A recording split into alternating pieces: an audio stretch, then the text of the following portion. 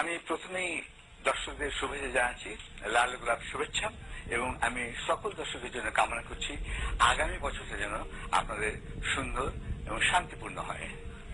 এরপরে আমার অভিযোগ হচ্ছে উপস্থাপিকা মনীষার বিরুদ্ধে, কারণ আপনি আমাকে বলেছিলেন এই অনুষ্ঠানটি হবে কয়েকটি কমেন্টের জন্য, এবং সেটাই আমি রাজি হয়েছিলাম।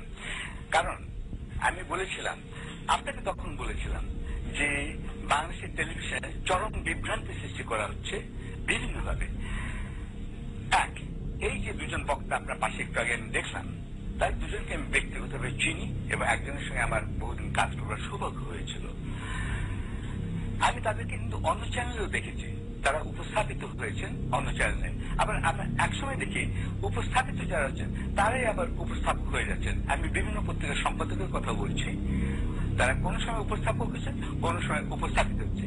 আমি টেলিভিশনের সকল কর্মকর্তা মনীষা সহ সকলকে জানাতে চাই, ডেভিড ফ্রস্ট নামে যিনি একজন উপস্থাপক ছিলেন, তিনি কখনো উপস্থাপিত হননি। এই রোল রিভার্সাল, আবার বলছি রোল রিভার্সাল বিশ্বের অন্য কোনো সে হয় না। এখানে এখন ব্যাঙের ছাতার মতো এই যে নিউজ শো, বহু টেলিভিশন চ্যানেল গজিয়ে উঠেছে, যার ফলে তারা অজ্ঞ, তারা জানেন না আসলে টেলিভিশন উপস্থাপকের ভূমিকা কি, উপস্থাপিতের ভূমিকা কি। এটা আপনাদেরকে ক্লিয়ার করে দিতে হবে। আমি কিন্তু বলছিলাম যে আপনি প্রশ্ন করবেন, দু চারটা কমেন্ট করবো, আমি ছেড়ে দেবো। আর এই জন্য দর্শকদের এসে যদি জানি থাকি যে আমি কিন্তু কোন প্রোগ্রামে উপস্থাপিত হিসেবে যাই না। বিভিন্ন বিষয়ে আমার রাজনৈতিক বক্তব্য আছে।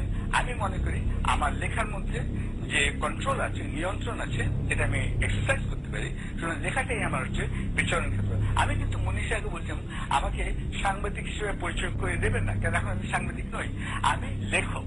এটাই আমার একমাত্র পরিচয়। আমি এটাও বিশিষ্ট সাংবাদিক বলবেন না, কোন বিশ্বাস। এই দেশে বঙ্গবন্ধু থেকে শুরু করে কত রকমের বন্ধু যে বিশেষণ বলে আমরা শুনি, ফেড আপ হয়ে গেছি আমি। এগুলো বলবেন না, কোন বিশেষণ আমার নামে প্রয়োগ করবেন না। আমি একজন লেখক, আমি লেখক সঠিক নাও। আমি আপনাকে বলেছিলাম যে সেইভাবে আপনি প্রশ্ন করবেন। আমি জিজ্ঞেস করলাম টাইটেল কি হবে প্রোগ্রামটা, আপনি বললেন এটার হবে সব ভালো যাক, এটা হবে। 31st নাইট আমাদের সবার জীবনে একটা সুন্দর মুহূর্ত বলে আমি গণ্য করি।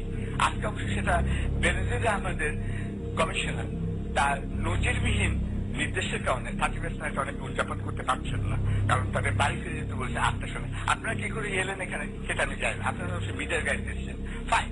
কিন্তু কথা হচ্ছে আমি 31st নাইটকে বলতে চাইবো আগামী বছর সম্পর্কের কথা, পেছনের কথা বলার আমার কোনো ব্রিফ ছিল না আপনার কাছ থেকে। এই বিষয়ে আপনি কিছু বলবেন মনীষা? আমি আপনার কাছে এই বিষয়ে বলবো যে আপনি